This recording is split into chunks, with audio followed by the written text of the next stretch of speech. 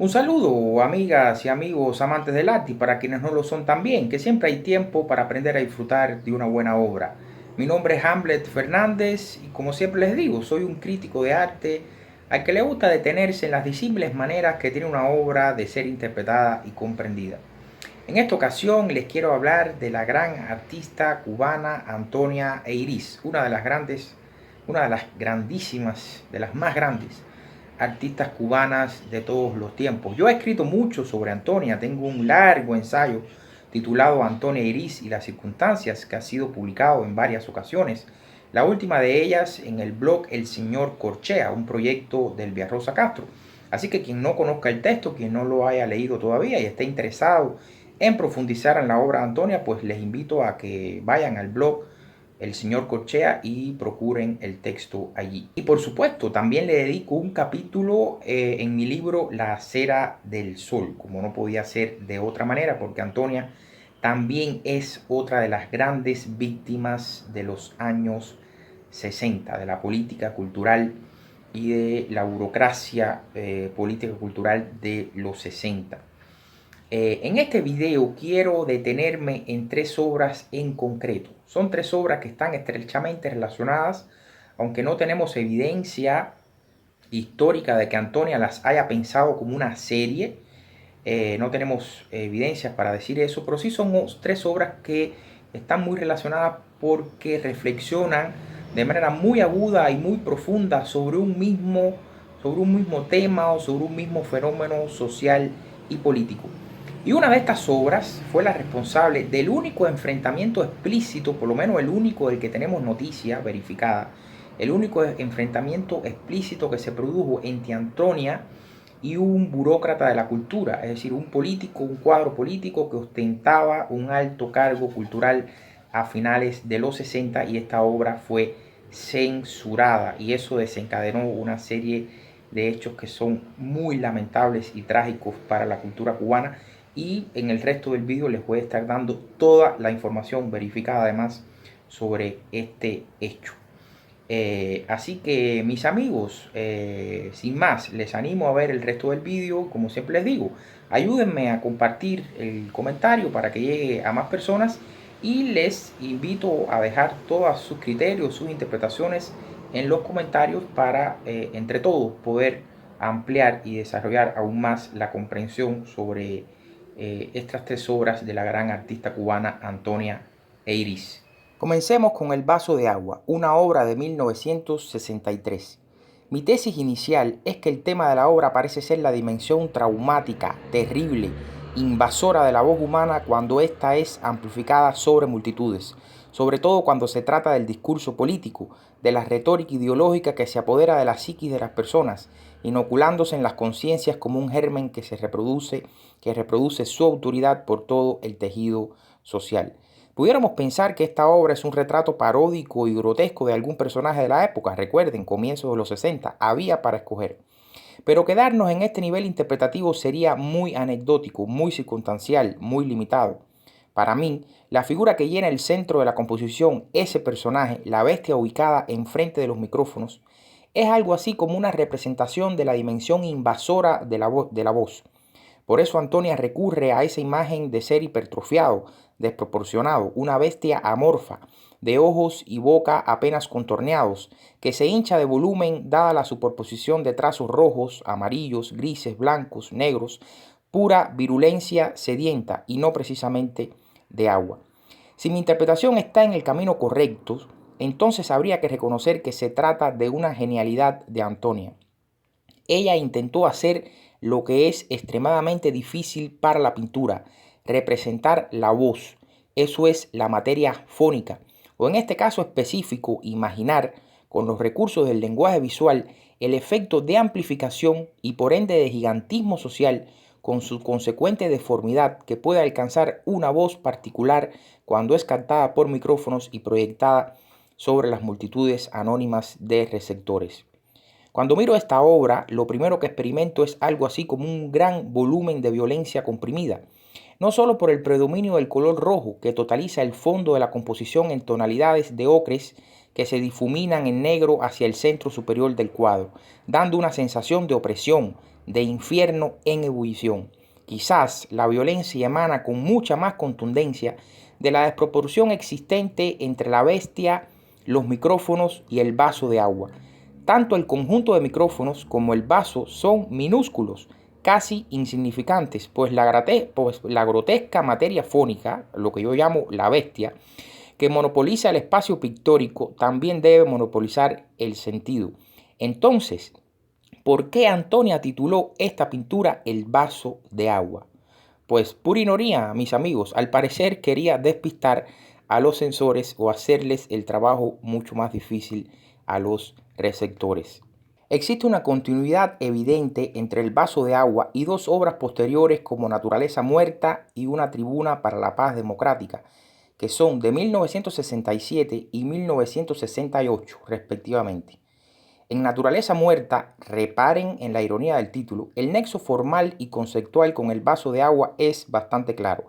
El primer plano lo constituye una mesa que ocupa toda la horizontal inferior de la composición. Sobre ella, al centro, un micrófono y dos vasos a cada lado.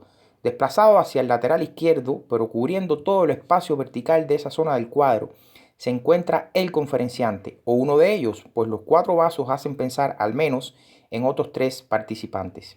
Pero aquí la figura es menos difusa, se logra apreciar un torso y un rostro humanos, aunque igual de deformes en su desproporción con respecto tanto al espacio pictórico como a la mesa, el micrófono y los vasos.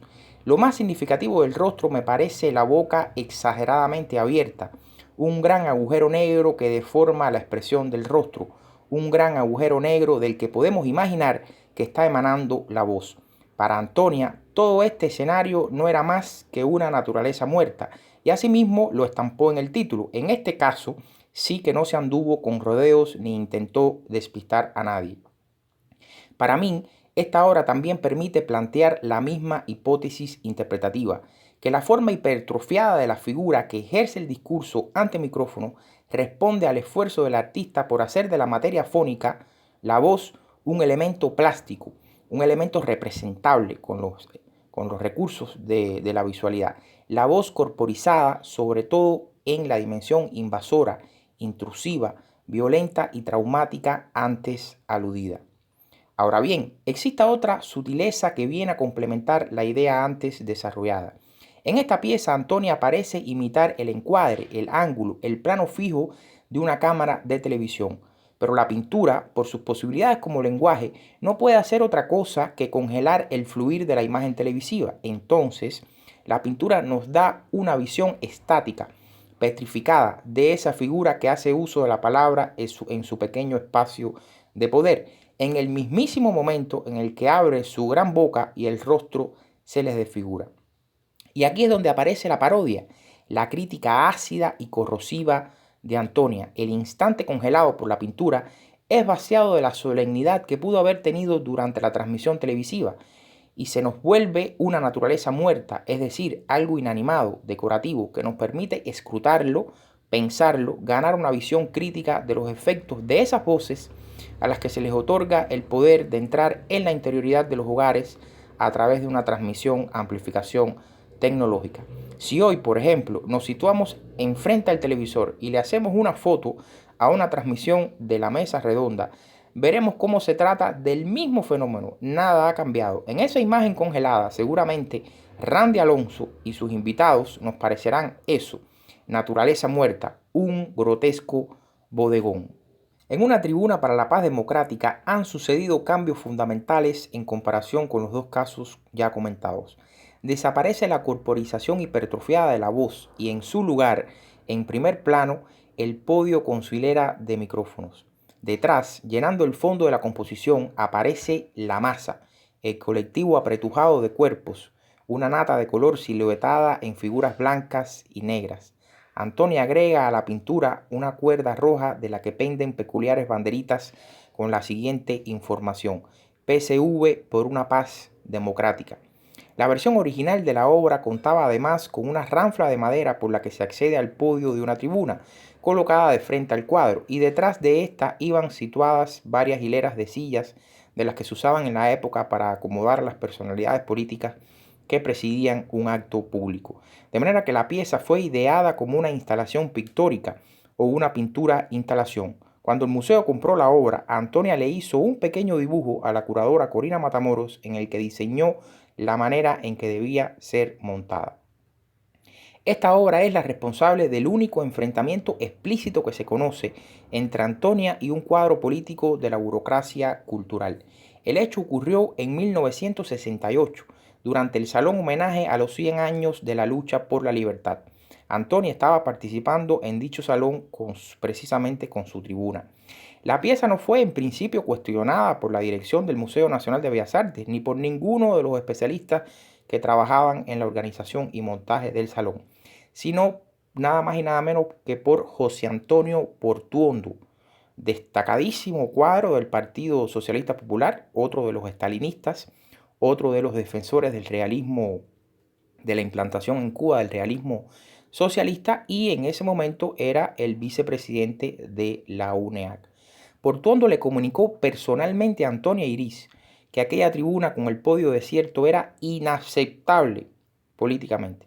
Antonia no cedió ante los reproches y defendió su cuadro alegando que se trataba de un fenómeno regional, que en muchos países de América Latina los pueblos estaban esperando por sus líderes. La anécdota me fue contada personalmente por la doctora y profesora Marielena Jubrías, quien en la época era especialista del Museo Nacional de Bellas Artes y trabajó en la organización de aquel salón. Ahora, esto se pone mucho mejor, mis amigos. Hay indicios de que la tribuna estuvo inspirada en un acto masivo concreto que tuvo como protagonista nada más y nada menos que a Fidel Castro. Se trata de un discurso pronunciado en la escalinata de la Universidad de La Habana el 13 de marzo de 1967. En dicho discurso, Fidel expresó lo siguiente, escuchen bien, les leo. Decía Fidel: comenzó la dirección del Partido Comunista de Venezuela a hablar de paz democrática. ¿Y qué es esto de paz democrática?, se preguntaba mucha gente del pueblo. ¿Y qué es esto de paz democrática?, nos preguntamos nosotros mismos, dirigentes de la Revolución Cubana. No entendíamos. ¿Qué significa esto?, le preguntábamos a algunos dirigentes venezolanos. Y entonces venía la consabida y elaborada teoría de aquella táctica, de aquella maniobra, que no era ni con mucho abandonar la guerra, no, sino una maniobra para ampliar la base, para destruir al régimen, para debilitarlo, para socavarlo. Precisamente, mis amigos, no puede ser casualidad. Las banderitas que incluye Antonia en su obra reproducen la consigna del Partido Comunista de Venezuela de aquella época, a la que hacía referencia Fidel en el discurso. PCV, es decir, Partido Comunista de Venezuela, por una paz democrática, que era la consigna que estaba criticando Fidel. De manera que la tribuna parece haber estado inspirada en este suceso específico. Saquen ustedes sus propias conclusiones.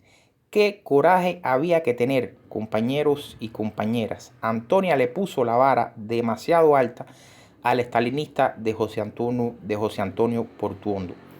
Ahora bien, más allá de estas evidencias circunstanciales, una tribuna para la paz democrática es la reflexión más acabada de Antonia sobre el discurso monológico y vertical del poder y la asimetría comunicativa que genera su amplificación sobre la masa de individuos amalgamados en un cuerpo social, un sujeto colectivo que emerge de la desdibujación de la individualidad. Antonia, con esta genial obra, nos hace ver desde la tribuna, desde detrás de los micrófonos, a la masa expectante, supuesta interlocutora del poder, pero carente ella de micrófonos que le permitan una amplificación de su voz, en este caso la voz colectiva. El silencio que inunda la escena, marcado por la ausencia de orador, puede ser experimentado como metáfora sensorial de la ausencia de comunicación, porque el escenario que hace posible el monólogo, por su verticalidad asimétrica, es un espacio que asegura la incomunicación. La obra quiere dar esa visión, la visión que no tiene la masa de sí misma y que es la visión que disfrutan quienes ocupan las sillas de la presidencia. De manera que cuando el espectador, el hombre común, se sitúa frente al cuadro, puede mirar desde el espacio privilegiado del poder y concientizar cómo él no es más que una partícula en esa masa amorfa de las grandes manifestaciones. Puede el receptor así concientizar su lugar en el mundo, puede percatarse de que en ese flujo unidireccional del discurso, su yo queda subsumido e invisibilizado, completamente anulado. Es lógico entonces que el dogmático Portuondo se haya negado a premiar la tribuna de Antonia en aquel salón, que la haya descalificado por ser políticamente problemática. Problemática para la burocracia política, para los privilegios del poder, por supuesto. Después de este hecho censorio, que está comprobado en términos históricos, no es especulación, que quizás fue el colofón, el final de una acumulación de roces, incomprensiones y cuestionamientos más difusos entre Antonia y otros funcionarios, otros cuadros políticos. Después de esto, Antonia Iris simplemente se retiró de la vida pública. En 1969 abandonó su plaza de profesora de pintura en la ENA, la Escuela Nacional de Arte. Pero, mis amigos, lo más terrible de todo, dejó de pintar.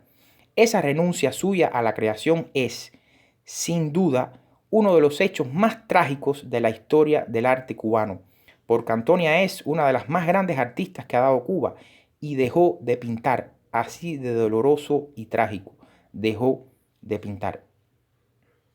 Casi en el ocaso de su vida, en una entrevista publicada en la revista Art Nexus en 1994, un año antes de su muerte, Antonia muere en 1995.